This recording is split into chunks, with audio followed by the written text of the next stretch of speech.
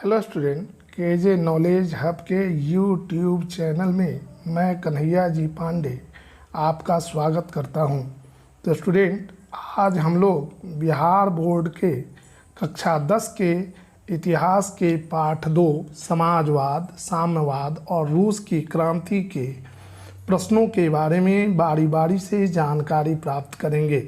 तो स्टूडेंट, हम लोग सबसे पहले सारणी पर आधारित प्रश्न को देखते हैं। तो इसमें पहला प्रश्न है, इंग्लैंड में समाजवाद का जनक किसे कहा जाता है? तो इसका उत्तर होगा रॉबर्ट ओवेन को इंग्लैंड में समाजवाद का जनक माना जाता है। दूसरा सवाल है, 1867 में दास कैपिटल का प्रकाशन किसने किया?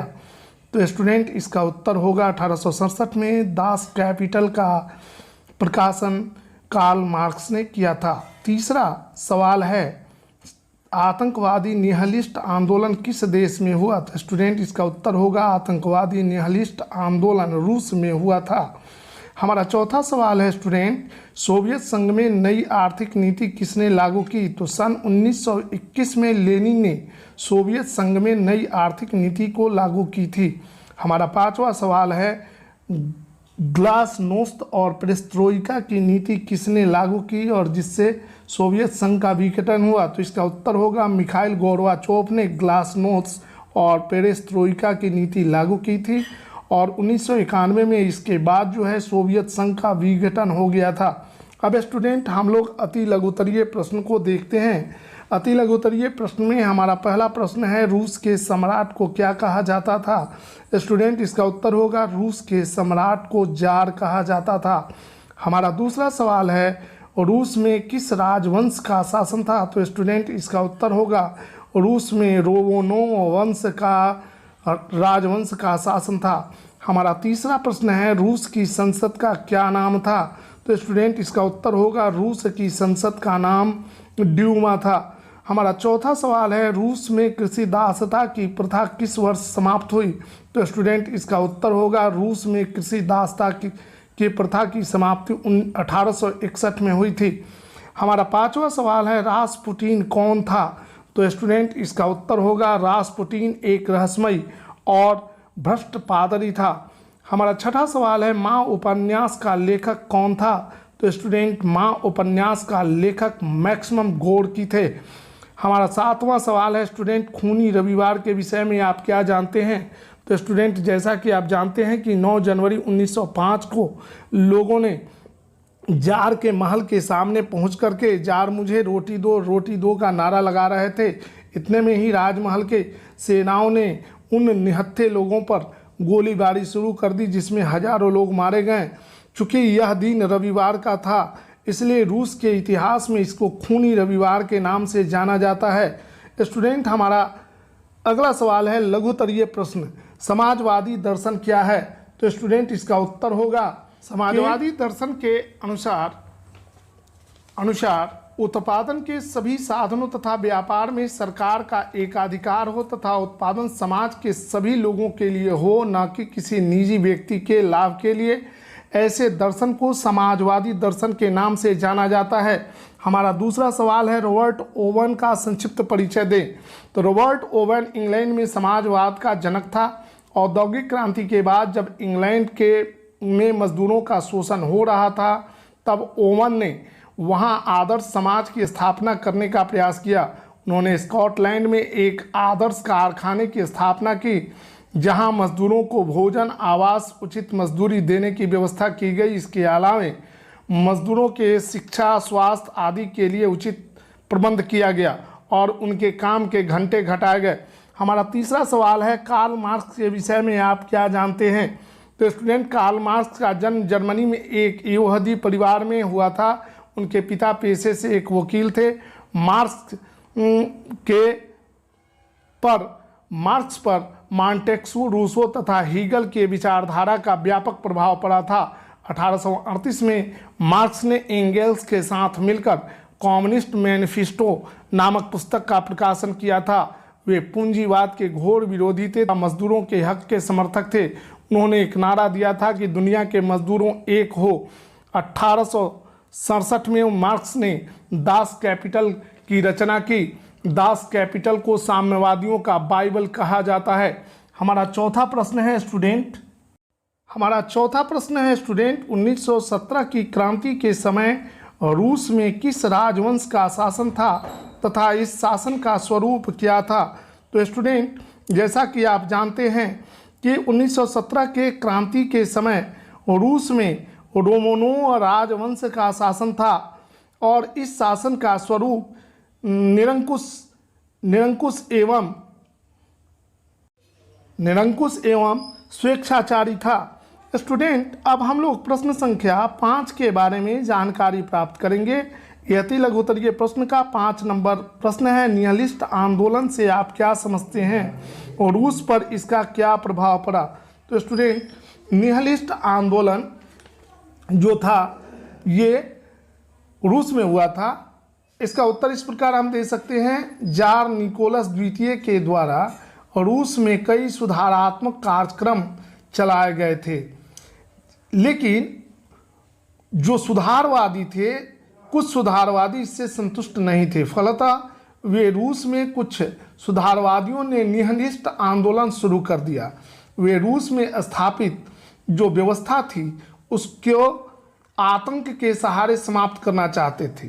1881 में निहिलिस्टों ने जार निकोलस की हत्या कर दी, जिसके फलस्वरूप रूस में अराजकता फैल गई। स्टूडेंट, अब हम लोग प्रश्न संख्या 6 को देखते हैं, बौद्धिक जागरण ने रूसी क्रांति को किस प्रकार प्रभावित किया। तो स्टूडेंट, बौद्धिक जागरण ने रूसी जनता को जो है वह क्रांति के लिए तैयार किया था। 19वीं शताब्दी के उत्तरार्ध में रूस में बौद्धिक जागरण की शुरुआत हुई थी। इससे रूसी जनता को राजशाही के विरुद्ध बगावत करने की प्रेरणा मिली। अनेक लेखकों जैसे मैक्सिमम गोर्की, हमारे राष्ट्रपिता महात्मा गांधी के राजनीतिक आध्यात्मिक गुरु लियो टॉल्स्टॉय इत्यादि ने जो है प्रगतिशील समाज की स्थापना का आह्वान किया और रूस में जो अन्याय और भ्रष्टाचार की तथा राजनीतिक जो अराजकतावादी व्यवस्था थी उसको समाप्त करने का आह्वान किया। रूसी जनता पर मार्क्स के दर्शन का गहरा प्रभाव पड़ा। इस प्रकार बौद्धिक जागरण ने रूसी क्रांति को प्रभावित किया था। अब हम लोग प्रश्न संख्या 7 को देखते हैं, मेंशेविकों और बोल्शेविकों के विषय में आप क्या जानते हैं। 1883 में मार्क्स के एक समर्थक लेखानियों ने रूस में रूसी सोशलिस्ट डेमोक्रेटिक पार्टी की स्थापना की। इस दल के लोगों ने मजदूरों तथा किसानों को संगठित करने का प्रयास शुरू कर दिया। 1903 में यह दल कुछ मुद्दों को लेकर 2 भागों में बंट गया, मेंशेविक यानी अल्पमत वाले और बोल्शेविक अर्थात बहुमत वाले। मेंशेविक संविधान के द्वारा रूस में संवैधानिक शासन के समर्थक थे और संविधान के द्वारा ही देश में बदलाव चाहते थे, जबकि बोल्शेविक क्रांति के द्वारा रूस में बदलाव चाहते थे। हमारा 8वां प्रश्न है स्टूडेंट, सोवियत संघ में प्रतिक्रांति क्यों हुई, बोल्शेविक सरकार ने इसका सामना कैसे किया।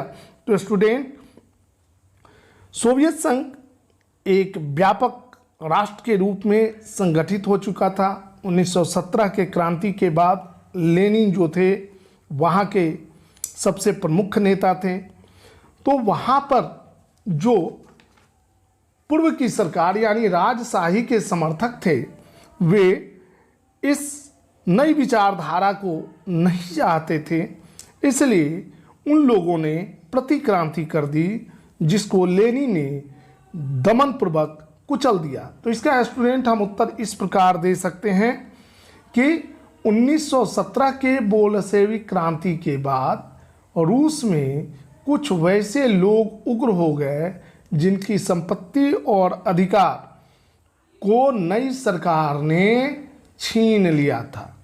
यानी उनकी जो संपत्ति थी वो भी छीन लिया गया था और उनको जो अधिकार राजशाही के द्वारा दिया गया था उसे भी समाप्त कर दिया गया था। अतः ये लोग सरकार के विरोधी हो गए। इन लोगों में सामंत, पादरी, पूंजीपति और पूर्व के नौकरशाह शामिल थे। इन लोगों ने रूस में प्रतिक्रांति की, यानी क्रांति के विरोध में एक दूसरी क्रांति की शुरुआत कर दी। इस क्रांति को कुचलने के लिए नई सरकार जो थी वह प्रयत्नशील हो गई। ये लोग नई सरकार की तख्ता को पलटना चाहते थे, इसलिए इस समय बोल्शेविक सरकार के मुखिया लेनिन ने इनके दमन के लिए कठोरतापूर्वक दमन करने का निर्णय लिया और इसके लिए एक नए पुलिस संगठन यानी चेका नाम के दस्ते का गठन किया। इस दस्ते ने इन देश विरोधी या प्रतिक्रांतिकारियों को जो है इनको कुचल दिया और इनके षड्यंत्र को विफल कर दिया और इन प्रतिक्रांतिकारियों को मौत के घाट उतार दिया। इस प्रकार लेनिन ने रूस में जो है प्रतिक्रांति का दमन कर दिया और बोल्शेविक सरकार जो थी स्थायित्व प्राप्त कर ली। अब स्टूडेंट हम लोग प्रश्न संख्या 9 को देखते हैं। हमारा प्रश्न संख्या 9 है, कॉमिनटर्न की स्थापना क्यों की गई और इसका क्या महत्व था। तो स्टूडेंट जैसा कि आप जानते हैं कि साम्यवाद का जो है पहला प्रयोग सोवियत संघ में हुआ था। तो सोवियत संघ में मार्क्सवाद के प्रचार प्रसार के लिए दुनिया भर के मजदूरों को संगठित करने के लिए विश्व के विभिन्न देशों के साम्यवादी दलों के प्रतिनिधि